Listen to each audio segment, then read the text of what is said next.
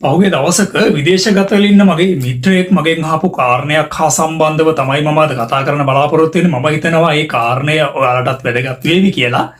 එයා මගෙන් ඇහුවා එයා ඉඩමක් ගන්න බලාපොරොත්තු වෙනවා. ඒ ඉඩම රජයෙන් ඒ යම්කිසි පුද්ගලයෙකුට ලබා දීපු ඉඩමක්. ඒ ඉඩම ගත්තට කමක් නැද්ද? ඒ ඉඩම විකුණන්නේ පුද්ගලයාට අයිතියක් තියනවද, හැකියාවක් තියනවද කියන කාරණය. ඔබ මොකක්ද හිතන්නේ? රජයෙන් ප්‍රදානය කරපු ප්‍රදාන පත්‍ර මත යම්කිසි පුද්ගලයෙක්ට හිමි වෙච්ච ඉඩමක් විකුණන්න පුළුවන්ද? ඒක නීත්‍ය අනුකූලද? ඒ ඉඩම එයා මිලදී ගන්න හදනවා. එහෙම ගත්තට කමක් නැද්ද? එහෙම ඉඩම් මිලදී ගැනීම නීත්‍ය අනුකූලද?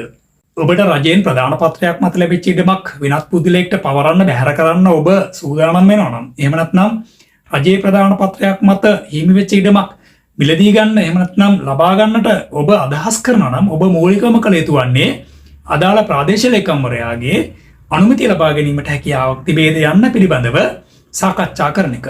විවෘතව ඔබ අදාළ ඉඩම පිහිටි ප්‍රදේශයේ ප්‍රාදේශීය ලේකම් කාර්යාලයට ගිහිලා ඉඩම් නිලධාරීවරයා, එහෙම නැත්නම් ජනපද නිලධාරීවරයා හා සම්බන්ධ වෙලා ඔවුන්ගෙන් නිසි උපදෙස් ලබා ගන්න. මේ ආකාරයට නිසි අවසරයකින් තොරව ප්‍රාදේශීය ලේකම්තුමාගේ අවසරයකින් තොරව රහසිගතව සිදු කරන්නා වූ සියලුම ගනුදෙනු ඔපලයින් නීති ඉදිරියේ අවලංගුයි. ඒ හින්දා නිසි අවසරය නොලබා අදාළ ඔප්පු සකස් කර ගැනීමට කටයුතු කළොතින් එම ඔප්පු අවලංගු වේවි.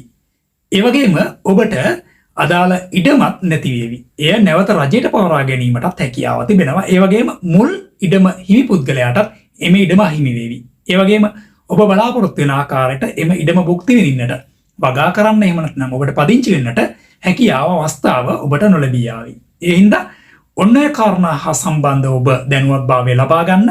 ඔබ දන්නවා ලොබුකල්කේ YouTube නාලිකාවෙන් ඔබේ එදිනදා ජීවිතේ වැදගත් වන්නා වූ නෛතික කාරණා පිළිබඳව තමයි දැනුවත් කරන්නේ. ආරාධනා කරන වැඩසටහන ආරම්භ ඉඳලා අවසාන දක්වාම අහන්න, නරඹන්න, දැනුවත් වෙන්න. ඒ වගේම වෙනද වගේම කරන ආරාධනාව ඔබට වැදගත් වුණා කියලා හිතනවා නම් ඔබ වගේම තවත් කෙනෙකුට දැනගන්න වැඩසටහන ෂෙයා කරන්න.